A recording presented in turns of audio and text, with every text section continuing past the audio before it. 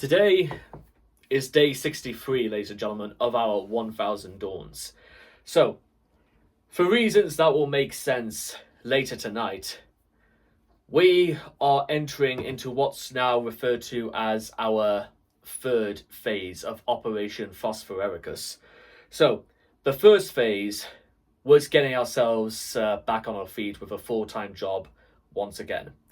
That was phase one, including getting all the way to the end of my training.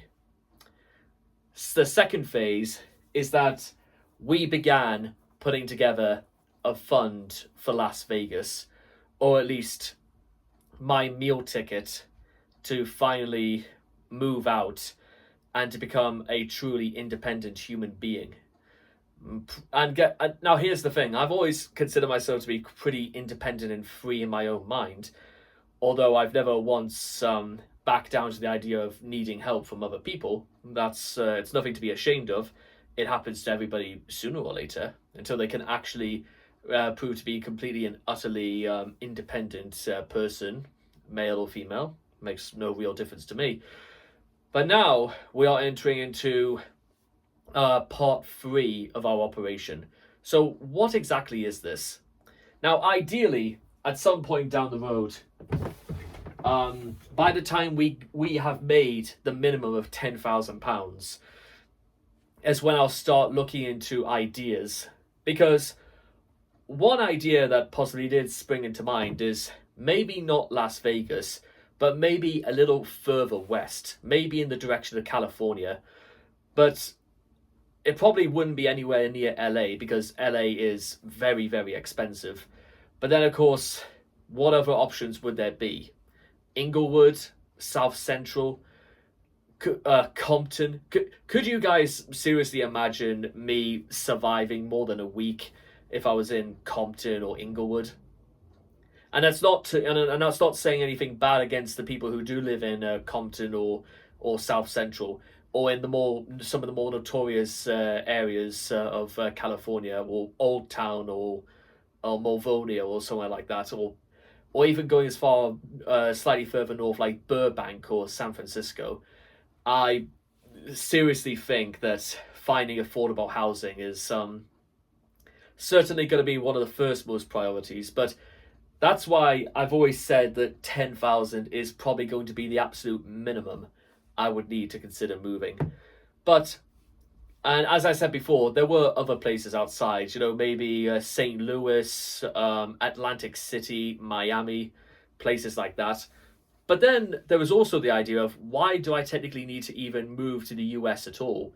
Why not, I don't know, maybe move a little bit further down south, like Cardiff, or even London, or even move further north to Dundee, or possibly even Edinburgh. There are quite a lot of options open to us, and one of the things that having money does do for you is give you more options. But as far as I'm concerned, that's a discussion that will have to come at a later date. Hopefully not too far away in the future, but an option, a discussion to have at some point down the line. Meanwhile, we have to turn our discussions all the way back to what is phase 3. Because since we're starting to put money away, and since our operation is in full swing, the next phase, logically, is now that we know now that we're making money again, we need to make, well, the thing that always comes to mind, even more money. It is one of the 3 tests of virtue of the 21st century, it would seem. Get rich however you can, and finally, get a lot of it. The grand test of virtue, it would seem. Not always, but it seems more the phrase, or more the fashion, so to speak. Because who listens to somebody if they're poor? And I don't really... I want to actually be, up there as opposed to down here. I think that's obvious. And for reasons that will make sense later, these notions will come about still further. So, for about the next couple of hours into the afternoon before I set out, I'm actually going to start making some rather long-term plans, because if I am going to be serious about this, which in many all cases I am, we, or rather I, need to start deciding what is not the path of least resistance, but what is the way of doing it consistently.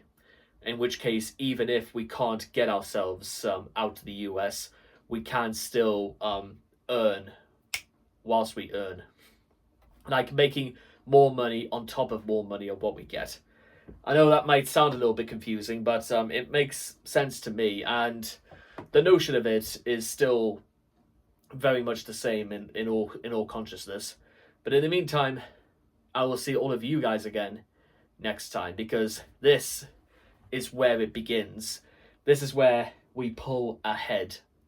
And wow, it has also occurred to me, whilst all this discussion about money is going on, I should point out is that yes, we may be on day 63, but there are only 37 days left until we get to day 100, aka the day in which we'll be a whole 10th of our way. And what exactly in sort of condition we're going to be, because now my mind is also directed towards where are we going to be in 37 days' time. I don't know the answer to that, but we will see all in good time.